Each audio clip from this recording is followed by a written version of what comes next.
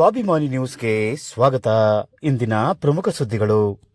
ಸ್ವಾತಂತ್ರ್ಯ ದಿನಾಚರಣೆ ಆಚರಿಸಿದ ಹಣಕಾಸು ಸಂಸ್ಥೆಗಳು, ಇವರಿಗೆ ಕಾಸೇ ಮುಖ್ಯ.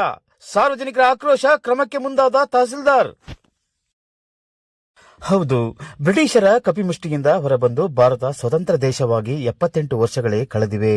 ಅನೇಕರು ಸ್ವಾತಂತ್ರ್ಯಕ್ಕೋಸ್ಕರ ಸರ್ವವನ್ನು ತ್ಯಾಗ ಮಾಡಿ ಲಕ್ಷಾಂತರ ದೇಶಪ್ರೇಮಿಗಳು ವೀರಮರಣವನ್ನಪ್ಪಿದ್ದಾರೆ. ಅವರನ್ನು ನೆನಪು ಮಾಡುವ ದಿನ. ಮಕ್ಕಳಾದಿಯಾಗಿ ದೊಡ್ಡವರಿಗೂ ಹೆಮ್ಮೆಯ ಸ್ವಾತಂತ್ರ್ಯ ದಿನಾಚರಣೆ. ಆದರೆ ಸೊರಬದ ಕೆಲವು ಹಣಕಾಸು ಸಂಸ್ಥೆಗಳು ಸ್ವಾತಂತ್ರ್ಯ ದಿನಾಚರಣೆ ಆಚರಿಸದೆ ಅಸಡ್ಡೆ ತೋರಿದ್ದು, ಈ ಬಗ್ಗೆ ಸಾರ್ವಜನಿಕರಲ್ಲಿ ಆಕ್ರೋಶ ವ್ಯಕ್ತವಾಗುತ್ತಿದೆ.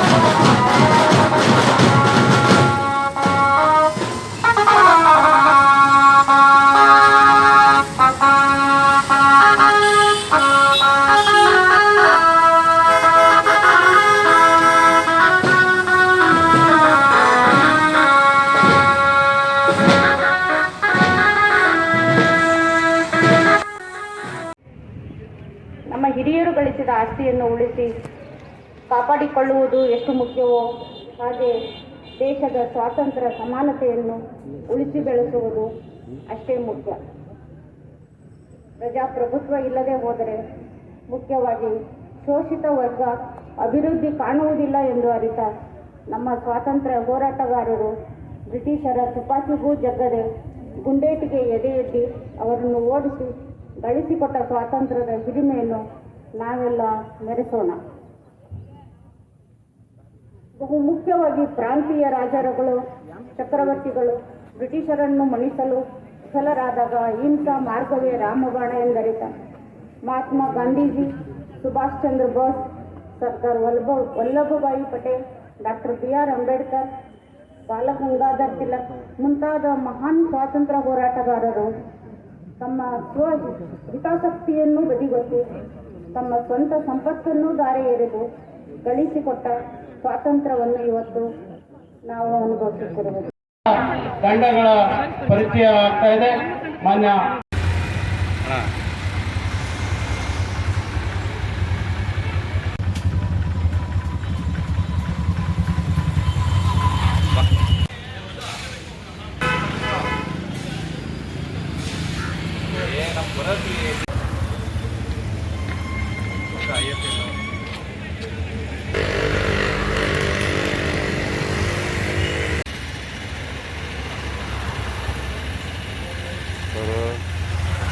ಆ ಬ್ರಂಚಲ್ಲಿ ಮಾಡಿದ್ವಿ, ಈ ಬ್ರಂಚಲ್ಲಿ ಮಾಡಿದ್ವಿ ಅಂತ ಕತೆ ಹೇಳ್ತಾರೆ. ಅದೆಲ್ಲ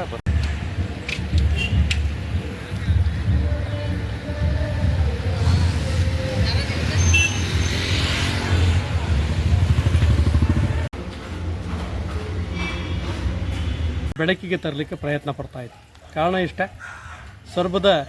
ಸೊರಬದಲ್ಲಿ ನಡೆಸ್ತಕ್ಕಂಥ ವಾಣಿಜ್ಯ ಸಂಸ್ಥೆಗಳು ಅಥವಾ ಹಣಕಾಸು ಸಂಸ್ಥೆಗಳಾದ HDFC ಬ್ಯಾಂಕ್ ಹಾಗೂ ಕರ್ನಾಟಕ ಬ್ಯಾಂಕ್ ಹಾಗೂ ಮುಥೂಟ್ ಫೈನಾನ್ಸಿನ ಎರಡೂ ಸಂಸ್ಥೆಗಳು ಈ ದಿನ ಧ್ವಜಾರೋಹಣ ಮಾಡಿಲ್ಲ ಅಂತಕ್ಕಂಥದ್ದು ನಮ್ಮ ಗಮನಕ್ಕೆ ಬಂದಿದೆ ಮತ್ತು ನಾವು ಹೋಗಿ ಸ್ಥಳ ಪರಿಶೀಲನೆ ಕೂಡ ಮಾಡಿದ್ದೀವಿ. ಈ ವಿಷಯನ ಈಗಾಗಲೇ ತಹಸೀಲ್ದಾರ್ಗೂ ಕೂಡ ತಿಳಿಸಿದ್ದೀವಿ.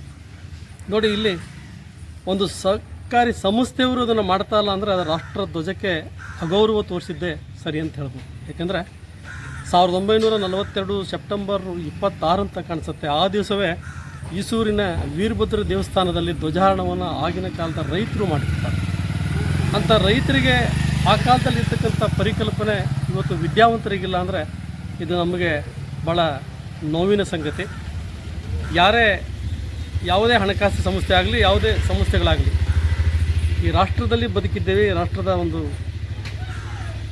ಗಾಳಿ ಬೆಳಕು ಅಥವಾ ಆಹಾರವನ್ನು ಸೇವಿಸ್ತೀವಿ ಅಂದರೆ ರಾಷ್ಟ್ರ ಧ್ವಜಕ್ಕೆ ಹೆತ್ತ ತಾಯಿಗಿಂತಲೂ ಗೌರವ ಕೊಡ್ತಕ್ಕಂಥದ್ದನ್ನು ಒಂದೊಮ್ಮೆ ನಾನು ಕೇಂದ್ರದಲ್ಲಿ ನಮ್ಮ ಕೇಂದ್ರ ಕಚೇರಿಯಲ್ಲಿ ಮಾಡ್ತೇನೆ, ಉಳಿದ ಕಚೇರಿಯಲ್ಲಿ ಮಾಡಲ್ಲ. ಹಾಗಾದ್ರೆ ಅವರು ಕೇಂದ್ರ ಕಚೇರಿಯಲ್ಲೇ ಕಾರ್ಯನಿರ್ವಹಿಸಲಿ, ಕೇಂದ್ರ ಕಚೇರಿಯಿಂದಲೇ ಹಣವನ್ನು ಸ್ವೀಕರಿಸಲಿ. ಈ ತಾಲೂಕಿನ ಹಣ, ಈ ತಾಲೂಕಿನ ಸಾಲ, ಈ ತಾಲೂಕಿನ ಬಡ್ಡಿ ಆ ಸಂಸ್ಥೆಗಳಿಗೆ ಸೇರದೇ ಇಲ್ಲ. ಯಾರೋ ಪಾಪಿ ಪ್ರದೇಶಕ್ಕೆ ಕೊಡಲಿ ಅವರು ನೋಡೋಣ. ಯಾಕೆಂದರೆ ಅಲ್ಲಿ ಜೀವನ ಒಂದು ಬದುಕನ್ನು ಕಟ್ಕೊಂಡಿದ್ದಾರೆ. ಕಾರಣ ಸ್ವತಂತ್ರದ ಅಡಿಯಲ್ಲಿ, ಭಾರತದ ಸಂವಿಧಾನದ ಅಡಿಯಲ್ಲಿ ಅವರಿಗೆ ಸಿಕ್ಕಿರ್ತಕ್ಕಂಥ ಒಂದು ಅವಶ್ಯಕ ಅಥವಾ ಅವಕಾಶ. ಅದರಿಂದ ಸಂವಿಧಾನಕ್ಕೆ ಗೌರವ ಕೊಡ್ತಕ್ಕಂಥದ್ದು ಮೊದಲ ಕರ್ತವ್ಯ. ಅದರ ಅಡಿಯಲ್ಲಿ ನಾವು ರಾಷ್ಟ್ರಧ್ವಜಕ್ಕೆ ಪ್ರತಿಯೊಬ್ಬರೂ ಗೌರವವನ್ನು ಸಲ್ಲಿಸಲೇಬೇಕು. ಅದಕ್ಕಾಗಿ ಆಗಸ್ಟ್ 15 ಸ್ವತಂತ್ರ ಬಂದ ನೆನಪಿಗೋಸ್ಕರನೇ ಈ ದಿನ ಸ್ವಾತಂತ್ರ್ಯ ಹಬ್ಬವನ್ನು ಆಚರಿಸ್ತೇವೆ. ಇಂಥ ಸಂದರ್ಭದಲ್ಲಿ ಅಧಿಕಾರಿಗಳು ರಜೆ ಹಾಕ್ಕೊಂಡು ಬಹುಶಃ ಮನೆ ಮಲಗಿದ್ರೆ ಅದು ಅವರ ಒಂದು ದುರ್ವರ್ತನೆ ತೋರುತ್ತೆ. ಕೇವಲ ಸಂಬಳ ತಗೊಂಡು ಮನೆ ಮಲಗೋದಲ್ಲ, ಈ ರಾಷ್ಟ್ರದ ಏನು ಕಾರ್ಯಕ್ರಮ ಇದೆ, ಗೌರವ ಅಂತ ಸಮರ್ಪಣೆ ಮಾಡ್ತಕ್ಕಂಥ ಕಾರ್ಯಕ್ರಮ, ಅದನ್ನು ಮಾಡಲೇಬೇಕು. ಇದನ್ನು ಈಗಾಗಲೇ ನಾವು ತಹಸೀಲ್ದಾರ್ ಗಮನಕ್ಕೆ ತಂದಿದ್ದೇವೆ. ಅವರು ಅದರ ಬಗ್ಗೆ ಕ್ರಮ ಕೈಗೊಳ್ತಾರಂಥ ನಿರೀಕ್ಷೆಯಲ್ಲಿ ಕೂಡ ಇದ್ದೇವೆ. ಒಂದೊಮ್ಮೆ ನಿರೀಕ್ಷೆ ಸುಳ್ಳಾದರೆ, ಅವರು ಕ್ರಮ ಕೈಗೊಳ್ಳದಿದ್ದರೆ ಇನ್ನೂ ಹೆಚ್ಚಿನ ಹೋರಾಟಗಳನ್ನು ಅನೇಕ ಸಂಘಟನೆಗಳ ಮೂಲಕ ನಾವು ನೆಕ್ಸ್ಟ್ ಹಮ್ಮಿಕೊಳ್ಳಲಿದ್ದೇವೆ. ಕಾರಣ ಇಷ್ಟೇ, ಪ್ರಜಾಪ್ರಭುತ್ವದ ವ್ಯವಸ್ಥೆಯಲ್ಲಿ ಬದುಕ್ತಕ್ಕಂಥ ನಾವು ನಮ್ಮ ದೇಶದ ರಾಷ್ಟ್ರಧ್ವಜಕ್ಕೆ ಗೌರವ ಸಲ್ಲಿಸ್ತಕ್ಕಂಥದ್ದು ಮೊದಲ ಕರ್ತವ್ಯ. ಅದು ಆಗಿಲ್ಲ ಅನ್ನೋಕ್ಕಂಥದ್ದು ನಾವು ಗಮನಕ್ಕೆ ತಂದಿದ್ದೀವಿ.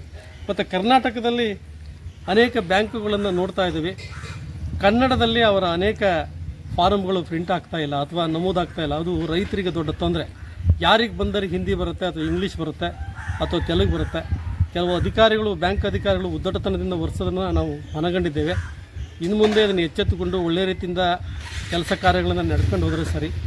ಇದನ್ನೇ ಮುಂದುವರಿಸಿದರೆ ಮುಂದೆ ಅನೇಕ ಸಂಘಟನೆಗಳ ಒಂದು ಉಗ್ರ ಹೋರಾಟವನ್ನು ಅವರು ಎದುರಿಸಬೇಕಾಗತ್ತೆ. ಸಂದರ್ಭ ಬಂದರೆ ಬಾಗಿಲು ಹಾಕಿಸುವ ಕಾರ್ಯಕ್ರಮವನ್ನು ಕೂಡ ಅನೇಕ ಸಂಘಟನೆಗಳು ಮಾಡ್ತವೆ. ಈ ಮನವಿಯ ಮೂಲಕ ಅಥವಾ ಈ ಎಚ್ಚರಿಕೆ ಮೂಲಕ ಅವರು ಸರಿಪಡಿಸಿಕೊಂಡ್ರೆ ಸರಿ. ಅಧಿಕಾರಿಗಳಂತೂ ಈ ವಿಚಾರದಲ್ಲಿ ತಹಸೀಲ್ದಾರ್ ಅವರು ಯಾವುದೇ ಮುಲಾಜಿಲ್ಲದೆ ಅವರ ಮೇಲೆ ಕಾನೂನು ಕ್ರಮ ಜರುಗಿಸಲೇಬೇಕು. ಅದಾಗದೆ ಹೋದರೆ ಅದು ರಾಷ್ಟ್ರಕ್ಕೆ ಅವರು ನೀಡಿರುವ ಇವತ್ತು ಅಗೌರವ ಅಂತ ನಾವೆಲ್ಲ ಭಾವಿಸ್ತಾ ಇದ್ದೇವೆ.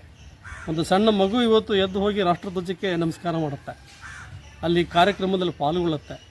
ಅನೇಕ ಕಡೆ ರೈತರು ಇವತ್ತು ಇದನ್ನು ಆಚರಿಸ್ತಾರೆ. ಅವರಿಗೇನು ಯಾವ ಸಂಘದ ಇದಿಲ್ಲ, ಯಾವ ಸರ್ಕಾರನೂ ಅವ್ರಿಗೆ ಹೇಳದೇ ಇದ್ದರೂ ಈ ದೇಶ ಬ್ರಿಟಿಷರ ದಾಸ್ಯದಿಂದ ಮುಕ್ತವಾಗಿ ನಾವು ಸ್ವತಂತ್ರವಾಗಿದ್ದೇವೆ, ನಾವು ಸ್ವತಂತ್ರ ಸಿಕ್ಕಿದೆ ಅಂತಕ್ಕಂಥ ಒಂದು ಖುಷಿಯಲ್ಲಿದ್ದೇವೆ. ಬಾಂಗ್ಲಾದೇಶದ ಪರಿಸ್ಥಿತಿ ನೋಡಿದ್ರೆ ನಿಮಗೆ ಗೊತ್ತಾಗುತ್ತೆ. ಪ್ರಧಾನಿನೇ ಅಲ್ಲಿಯ ಜನ ಕಳಿಸಿದ್ರು. ಕಾರಣ ಅಲ್ಲಿ ಸ್ವತಂತ್ರ ಇಲ್ಲ. ಅಲ್ಲಿಯ ಮುಖ್ಯ ನ್ಯಾಯಮೂರ್ತಿನೇ ಇವತ್ತು ರಾಜೀನಾಮೆ ಕೊಟ್ಟರು. ಅಂಥ ಒಂದು ಭಯದ ವಾತಾವರಣ ಆ ದೇಶದಲ್ಲಿದೆ. ಈ ದೇಶದಲ್ಲಿರ್ತಕ್ಕಂಥ ಪ್ರತಿಯೊಬ್ಬರಿಗೂ ಅಂಥದ್ದು ಯಾವುದೂ ಇಲ್ಲ, ಆರಾಮ್ ಬದುಕ್ತಕ್ಕಂಥ ವ್ಯವಸ್ಥೆ ಇದೆ. ಅದಕ್ಕೆ ಕಾರಣ ಹಿಂದೆ ಅನೇಕ ಮಹನೀಯರು ಈ ರಾಷ್ಟ್ರದ ಸ್ವಾತಂತ್ರ್ಯಕ್ಕಾಗಿ ಬಲಿದಾನವನ್ನು ಮಾಡಿದ್ದಾರೆ, ರಕ್ತದ ಕೋಡಿಯನ್ನು ಹರಿಸಿದ್ದಾರೆ. ಅಂಥ ನೆನಪಿಗಾಗಿ ಸಂವಿಧಾನದಲ್ಲಿ ಧ್ವಜವನ್ನು ಕೂಡ ನಾವು ಸ್ವೀಕರಿಸಿದ್ದೇವೆ. ಆ ಧ್ವಜಕ್ಕೆ ಎಲ್ಲರೂ ಗೌರವ ಕೊಡ್ತಕ್ಕಂಥದ್ದು ಎಲ್ಲರ ಆದ್ಯ ಕರ್ತವ್ಯ.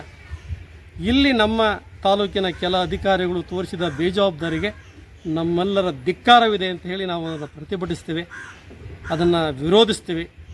ಮಾನ್ಯ ತಹಸೀಲ್ದಾರ್ ಅವರು ತತ್ಕ್ಷಣ ಅದರ ಬಗ್ಗೆ ಕ್ರಮ ಕೈಗೊಂಡೇ ತೀರ್ತಾರಂತ ನಮಗೆ ನಂಬಿಕೆ ಇದೆ. ಅದರ ಬಗ್ಗೆ ಅವರಿಗೆ ತಿಳಿ ಹೇಳಿದ್ದೇವೆ. ಈ ಮೂಲಕ ಅವರಿಗೆ, ಈ ಬ್ಯಾಂಕಿನ ಅಧಿಕಾರಿಗಳಿಗೆ ಎಚ್ಚರಿಕೆ ಕೊಟ್ಟಿದ್ದೇವೆ. ಇನ್ನೆಂದೂ ಇದನ್ನು ಎಲ್ಲರಿಗೂ 78ನೇ ಸ್ವಾತಂತ್ರ್ಯೋತ್ಸವ ದಿನಾಚರಣೆಯ ಶುಭಾಶಯಗಳು ಹೇಳ್ತಾ, ನಮ್ಮ ಸೊರಬ ತಾಲೂಕಿನಲ್ಲಿ ಕೆಲವು ಬ್ಯಾಂಕ್ಗಳಲ್ಲಿ ಧ್ವಜಾರೋಹಣ ಮಾಡಿಲ್ಲ ಅನ್ನೋದು ನನ್ನ ಗಮನಕ್ಕೆ ಬಂದಿದೆ. ಅದಕ್ಕೆ ಸಂಬಂಧಪಟ್ಟಂಗೆ ಆ ಸಂಬಂಧಪಟ್ಟ ಬ್ಯಾಂಕ್ಗಳಿಗೆ ನಾವು ನಮ್ಮ ಇಲಾಖೆಯಿಂದ ತಿಳುವಳಿಕೆ ನೋಟಿಸನ್ನು ಕೊಡ್ತಾ ಇದ್ದೀವಿ ಅಂತ ತಮಗೆ ಹೇಳ್ತೀನಿ.